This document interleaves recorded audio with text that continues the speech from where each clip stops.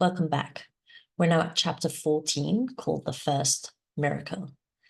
We've just finished off the previous chapter where Miss Trunchbull has gotten extremely angry with Matilda, who said she had simply read Nicholas Nickleby. And from that, a number of things came out, including the fact that she was Matilda Wormwood, and she's already had this reputation which her father has put her in as a gangster and all these terrible things that he said about his daughter to Miss Trunchbull, on top of the fact that Miss Trunchbull also now doesn't like him that much anymore because he cheated her into buying a complete wreck of a car. Now, there are two things which we obviously want as readers to come through, which is the prank that has been set up by Lavender. But also there is this reference to a miracle, and you wonder, is this the miracle or what is the miracle? Miracle being something quite extraordinary.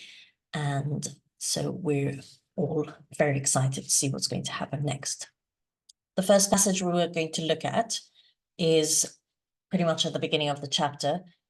Miss Trunchbull has asked Matilda to sit down and she's furious, but it's the first time she's sitting down at her desk, and she finally puts her hand on the jug and lifts it. But this is now where she has a good rant, once again, about her feelings about children, and there's a little interaction between her and Miss Honey, which we're going to look at next. Let's go to the passage in the book now. Miss Trunchbull begins. I have never been able to understand why small children are so disgusting. They are the bane of my life. They are like insects. They should be got rid of as early as possible. We get rid of flies with fly spray and by hanging up fly paper. I have often thought of inventing a spray for getting rid of small children. How splendid it would be to walk into this classroom with a gigantic spray gun in my hands and start pumping it. Or better still, some huge strips of sticky paper. I would hang them all around the school and you'll all get stuck to them. And that would be the end of it. Wouldn't that be a good idea, Miss Honey? If it's meant to be a joke, headmistress, I don't think it's a very funny one, Miss Honey said from the back of the class. You wouldn't, would you, Miss Honey? The Trunchbull said. And it's not meant to be a joke. My idea of a perfect school, Miss Honey, is one that has no children in it at all. One of these days I shall start up a school like that. I think it will be very successful. Here we get another look at Miss Trunchbull's incredible hatred for children. And this reinforces the idea that she has taken this post in order to gain power over children, anyone. It's a position of power.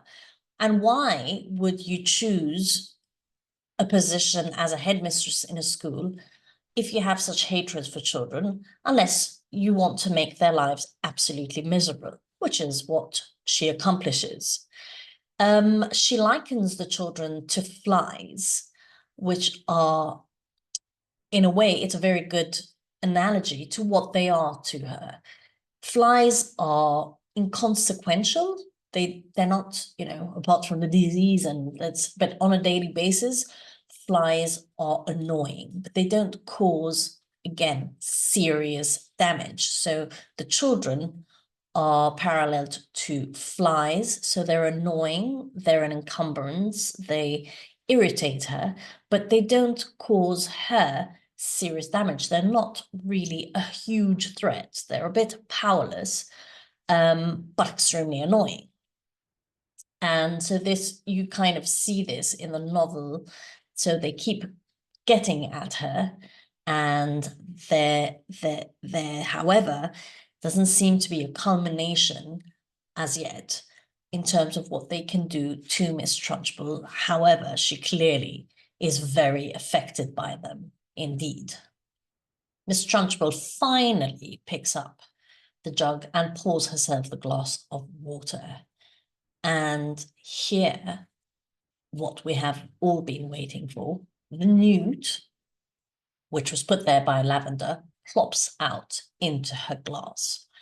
And as described, this mighty female giant, Miss Trunchbull, is furious and horrified, which is what's such fun to see. And the success of the prank is that she's such a huge human being and so tough and is such a bully. And yet the minute she sees this creature, which she doesn't know, she's never come across, she completely loses it. And obviously she's also extremely embarrassed by this, by her reaction, and that this was caused to her, and she's lost her cool and her show of power. And of course, we know that someone is going to get punished for this. And Matilda is the person that Miss Trunchbull takes out all her angst on. And that is also a way of her showing and reinstating her power to be able to put aggression on somebody else, to move the focus from her and the humiliation that she's just gone through. So she accuses Matilda, and Matilda, as we know, hates any form of injustice and stands up for herself once again. And this is where we have this great interaction between them. Let's go read it from the book. "I did not do it," she screamed. This is Matilda, small, high-pitched voice, little girl, opposed to the Trunchbull. "Oh, yes, you did," the Trunchbull roared back. "Nobody else could have thought up a trick like that. Your father was right to warn me about you." The woman seemed to have lost control of herself completely. She was ranting like a maniac. "You are finished in this school, young lady," she shouted. "You are finished everywhere. I shall personally see to it that you are put away in a place where not even the crows can land their droppings on you. You will probably never see the light of day again." This passage reinstates Miss Trunchbull to where she wants to be, where, again, she has power and her wards are just squished little victims of hers.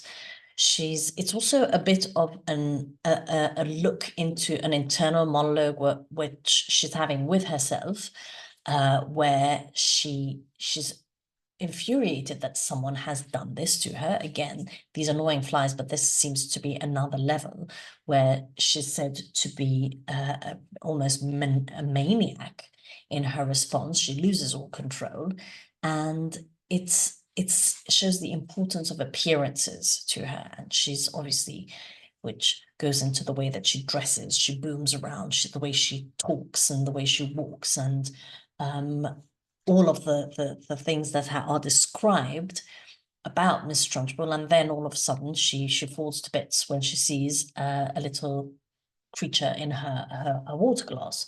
So now she is back at in a position where she needs to bring that all back together. This is who I am, and I can crush anyone I want. So she's there to look powerful, not an insecure woman who freaks out at the sight of an amphibian. And she then targets Matilda. There's no surprise, someone who's innocent in this case, but that puts her back in a position of power in front of the children. So the values that she's bringing in here to also is exactly what you do not want in a school, you do not want in an establishment, but which actually happens sometimes, which is also what Roald Dahl constantly brings in. These inequalities of power are the reality of life, and sometimes you just have to grin and bear it.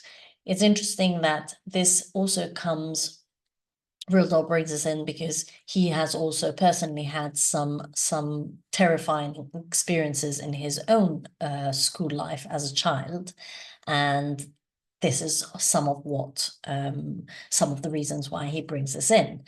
Now, again, true justice is not happening in the school, and then you have Roald Dahl's choice of words, which I pointed out before.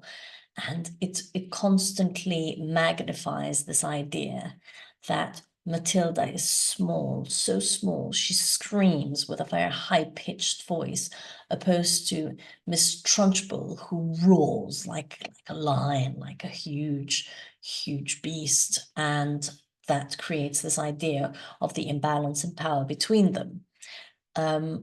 Miss Trunchbull might be wrong about Matilda, and she might be accusing someone who's innocent, but in her words about what she will do to her and her plans and what she would like to happen to Matilda, we get the feeling that at the end of the day, and Miss Trunchbull still has the power to ruin Matilda's life far beyond school as an adult in a position of power on top of that, just because she feels like it, just because she doesn't like Matilda. Matilda keeps arguing with Miss Trunchbull, saying she did not do this, it wasn't her. And finally, Miss Trunchbull does what she always does and just cuts her off and tells her to shut up and sit down. And naturally, Matilda is just furious at this injustice. And I've chosen a few passages that from the next few pages, which show the progression of what Matilda is going through for the first miracle to happen. It's nice to see how Roald Dahl is able to put us in that position to understand what Matilda goes through in order for this to occur. So I will go to the book now. Slowly, Matilda sat down. Oh, the rottenness of it all. The unfairness. How dare they expel her for something she hadn't done? Matilda felt herself getting angrier, angrier, angrier, so unbearably angry that something was bound to explode inside her very soon. Further down, Matilda's eyes were also riveted on the glass. So Matilda is looking at Miss Trunchbull and looking at that glass and just thinking, God, she wishes that she could take that glass and throw it at her. And obviously she'd know she'd get into tremendous trouble if she could get into any more trouble at this point.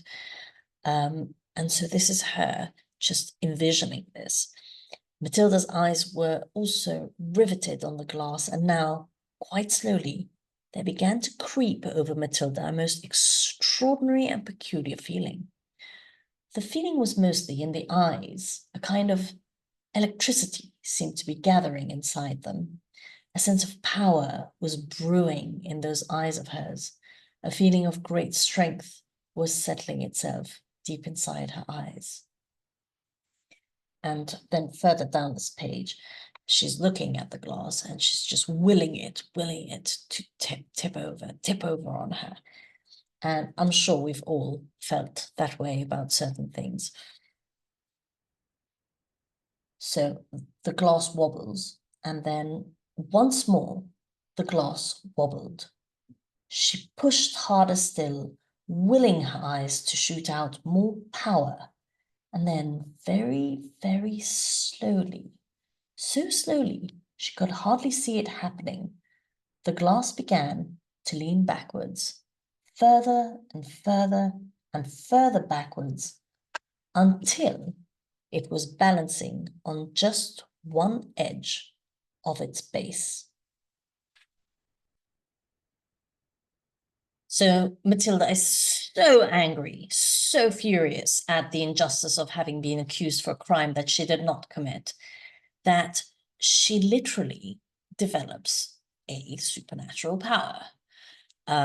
So we've seen her overcoming injustices with her parents through little pranks and doing the glue on the hat and the parrot and all these very clever stunts for a very young girl. But this is a whole other level. And as I said, it's quite tricky to describe that for a writer in a children's book.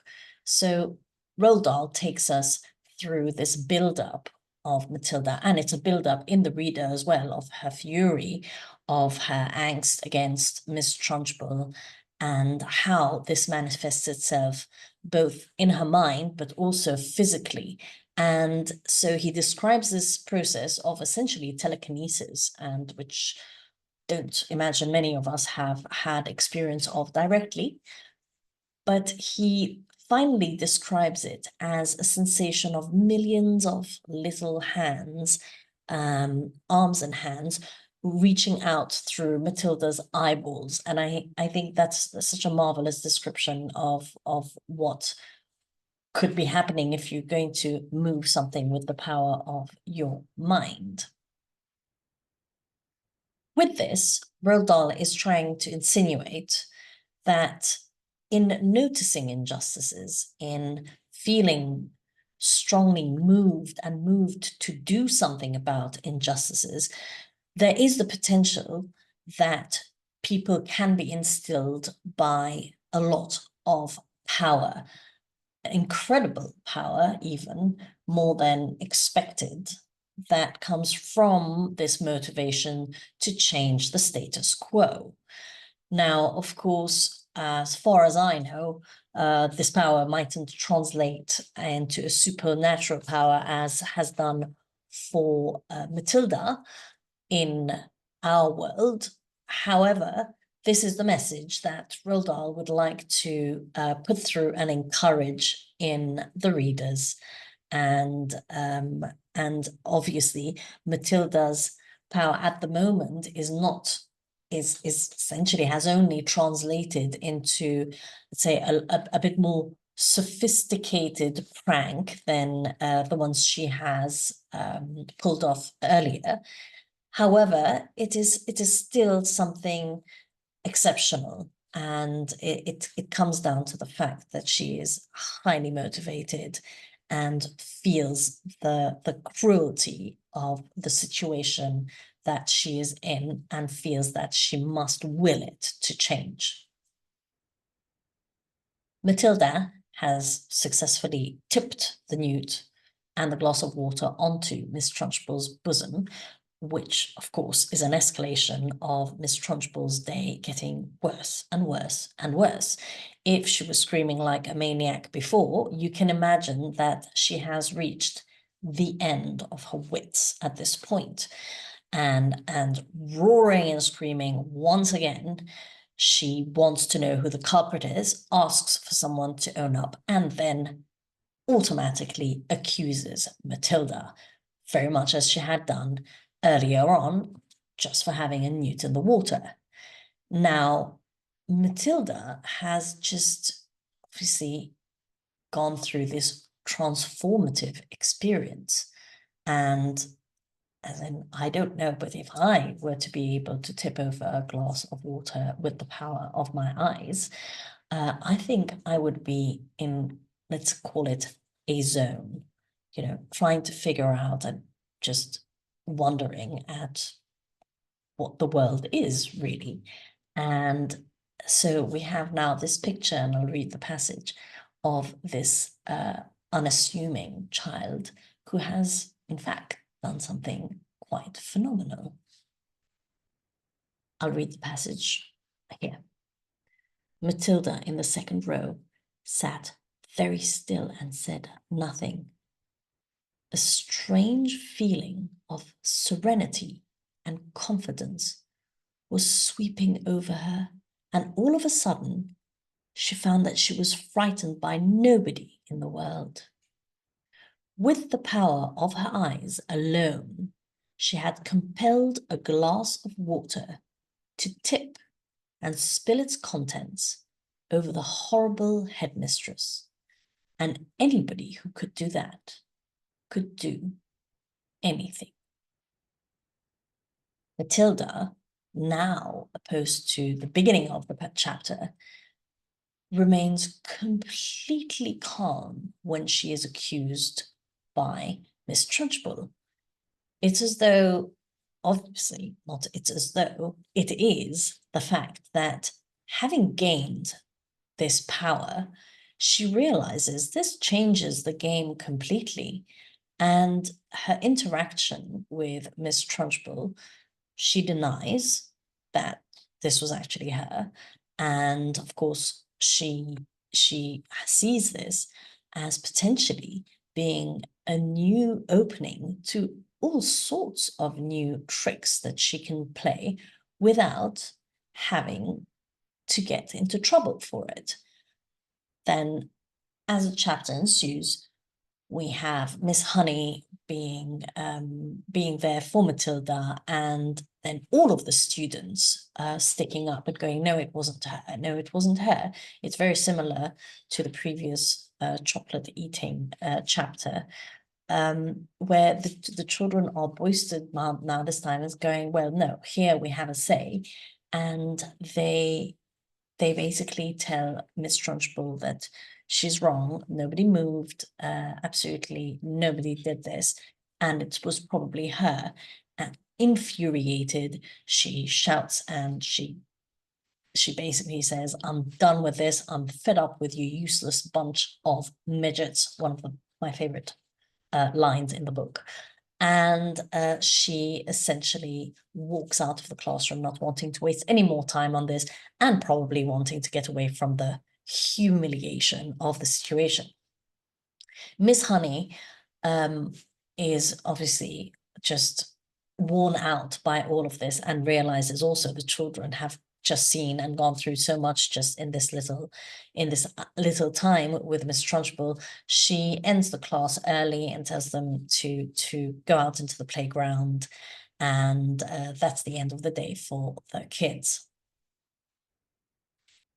The conclusion to this chapter with what's happened is, of course, Matilda's supernatural power couldn't not happen in the real world. However, within the novel, it teaches us that recognizing injustice and wanting to do something about it is in itself enough to give you, and in this case, Matilda, a material.